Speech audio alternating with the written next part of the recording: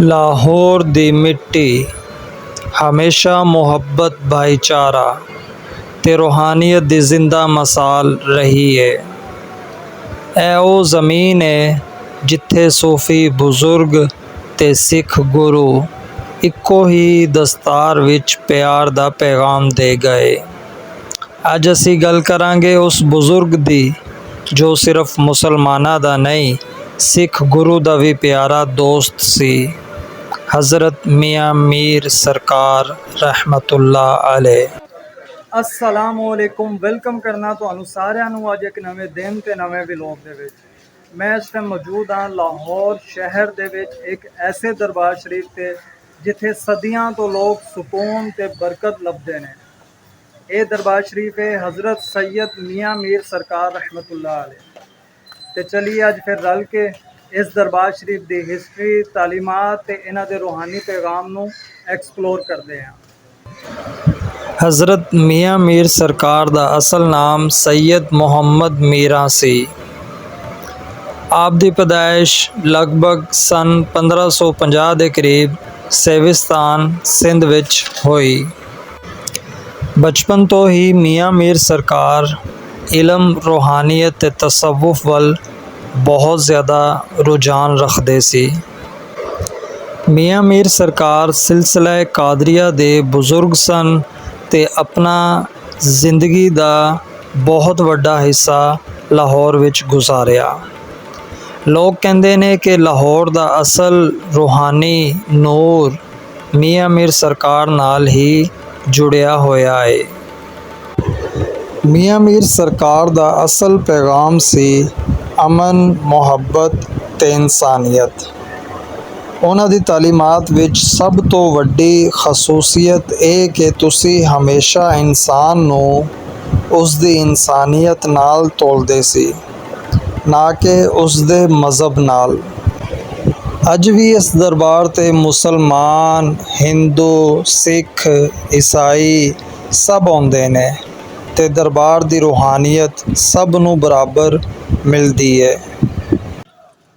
हज़रत मियाँ मीर सरकार रहमतुल्लाह अलैह ਦਾ ਮੁਗਲ ਦੌਰ ਦੇ ਵਿੱਚ ਮਸ਼ਹੂਰ ਤਾਲੁਕ ਮੁਗਲ ਸ਼ਹਿਜ਼ਾਦਾ ਦਾਰਾ ਸ਼ਿਕੋ ਤੇ ਸਿੱਖ ਮਜ਼ਹਬ ਦੇ ਪੰਜਵੇਂ ਗੁਰੂ ਅਰਜਨ ਦੇਵ ਜੀ ਦੇ ਨਾਲ ਬਹੁਤ ਹੀ ਮਸ਼ਹੂਰ ਤਾਲੁਕ ਤੇ ਸੋਬਤ ਤੇ ਦੋਸਤੀ ਹੈਗੀ ਸੀ। ਤੇ ਆਓ ਇਸ ਬਾਰੇ ਮਜ਼ੀਦ ਸੁਣਦੇ ਹਾਂ। ਇੱਕ ਮਸ਼ਹੂਰ ਰਿਵਾਇਤ ਹੈ ਕਿ ਦਾਰਾ ਸ਼ਿਕੋ ਵੀ ਤੁਹਾਡੇ ਮੁਰੀਦ ਸਨ। ਦਾਰਾ ਸ਼ਿਕੋ ਕੌਣ ਹੈ? ਇਹ ਸ਼ਾਹ ਜਹਾਨ ਦਾ ਵੱਡਾ ਪੁੱਤਰ ਤੇ ਔਰੰਗਜ਼ੇਬ ਦਾ ਵੱਡਾ ਭਰਾ ਹੈ। ਕਹਿੰਦੇ ਨੇ ਜਦੋਂ ਉਸ ਨੂੰ ਦੁਸ਼ਮਣਾਂ ਤੋਂ ਖਤਰਾ ਹੋਇਆ, ਉਹ ਲਾਹੌਰ ਵਿੱਚ ਮੀਆਂ ਮੀਰ ਸਰਕਾਰ ਦੇ ਦਰਬਾਰ ਆਇਆ। ਦਾਰਾ ਆਪਣੇ ਆਪ ਨੂੰ ਚਾਦਰ ਦੇ ਥੱਲੇ ਛੁਪਾ ਲੈਂਦਾ ਹੈ ਤੇ ਅੱਲਾ ਦੇ ਵਲੀ ਦੀ ਬਰਕਤ ਨਾਲ ਉਸ ਨੂੰ ਅਮਾਨ ਮਿਲ ਜਾਂਦਾ ਹੈ। ਦੁਸ਼ਮਣ ਲੱਭਦੇ ਰਹਿ ਗਏ ਪਰ ਦਾਰਾ ਨੂੰ ਕੁਛ ਨਾ ਹੋਇਆ। ਇਸ ਗੱਲ ਤੇ ਇਸ ਰਵਾਇਤ ਤੇ ਅਕਸਰ ਹਿਸਟੋਰੀਅਨ ਕਹਿੰਦੇ ਨੇ ਕਿ ਇਹ ਰਵਾਇਤ ਦਾ ਵਕਤ ਮੀਆਂ ਮੀਰ ਸਰਕਾਰ ਦੇ ਦੁਨੀਆ ਤੋਂ ਪਰਦਾ ਕਰ ਜਾਣ ਤੋਂ ਬਾਅਦ ਦਾ ਹੈ। ਪਰ ਲੋਕਾਂ ਦੇ ਵਿੱਚ ਇਹ ਵਾਕਿਆ ਅੱਜ ਵੀ ਬਹੁਤ ਸ਼ੋਹਰਤ ਰੱਖਦਾ ਹੈ। ਹਜ਼ਰਤ ਮੀਆਂ ਮੀਰ ਸਰਕਾਰ ਦਾ ਰਿਸ਼ਤਾ ਸਿਰਫ ਮੁਸਲਮਾਨਾਂ ਤੱਕ ਮਹਿਦੂਦ ਨਹੀਂ ਸੀ।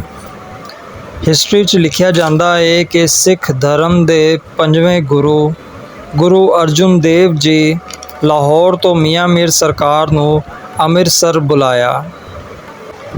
ਹਰਮਿੰਦਰ ਸਾਹਿਬ, ਜਿਹਨੂੰ ਅੱਜ ਗੋਲਡਨ ਟੈਂਪਲ ਕਹਿੰਦੇ ਨੇ, ਦੀ ਬੁਨਿਆਦ ਦਾ ਪੱਥਰ ਹਜ਼ਰਤ ਮੀਆਂ ਮੀਰ ਸਰਕਾਰ ਨੇ ਆਪਣੇ ਮੁਬਾਰਕ ਹੱਥਾਂ ਨਾਲ ਰੱਖਿਆ। ਇਹ ਵਾਕਿਆ ਸਾਨੂੰ ਇਹ ਸਬਕ ਦਿੰਦਾ ਹੈ ਕਿ ਇਨਸਾਨੀਅਤ ਤੇ ਮੁਹੱਬਤ ਹਰ ਮਜ਼ਹਬ ਤੋਂ ਉੱਪਰ ਹੈ। ਮੀਆਂ ਮੀਰ ਸਰਕਾਰ ਦਾ ਪੈਗਾਮ ਸੀ ਇਨਸਾਨ ਦੀ ਅਸਲ ਪਹਿਚਾਨ ਉਹਦੀ ਇਨਸਾਨੀਅਤ ਹੈ, ਨਾ ਕਿ ਮਜ਼ਹਬ। ਦੋਸਤੋ, ਮੀਆਂ ਮੀਰ ਸਰਕਾਰ ਦੀ ਜ਼ਿੰਦਗੀ ਰੂਹਾਨੀਅਤ ਤੇ ਬਰਕਤ ਨਾਲ ਭਰੀ ਹੋਈ ਸੀ।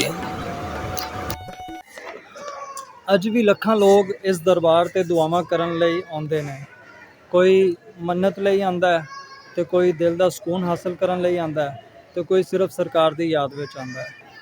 ਇਸ ਦਰਬਾਰ ਸ਼ਰੀਫ ਨੂੰ ਅੱਜ ਵੀ ਲਾਹੌਰ ਦਾ ਰੂਹਾਨੀ ਦਿਲ ਸਮਝਿਆ ਜਾਂਦਾ ਹੈ। ਲੋਕ ਕਹਿੰਦੇ ਨੇ ਜੋ ਇੱਕ ਦਫਾ ਮੀਆਂ ਮੀਰ ਸਰਕਾਰ ਦੇ ਨਾਲ ਨਿਸਬਤ ਕਰ ਲੇ ਉਹਦੀ ਜ਼ਿੰਦਗੀ 'ਚ ਸਕੂਨ ਜ਼ਰੂਰ ਆਉਂਦਾ ਹੈ।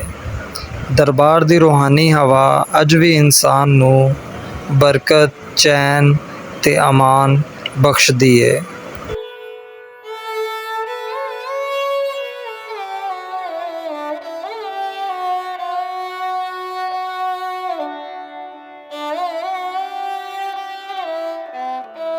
ਵੀਡੀਓ ਚੰਗੀ ਲੱਗੀ ਇਹਨੂੰ ਲਾਈਕ ਕਰ ਦੇਣਾ, ਚੈਨਲ ਨੂੰ ਸਬਸਕ੍ਰਾਈਬ ਨਹੀਂ ਕੀਤਾ ਤੇ ਸਬਸਕ੍ਰਾਈਬ ਕਰ ਦੇਣਾ।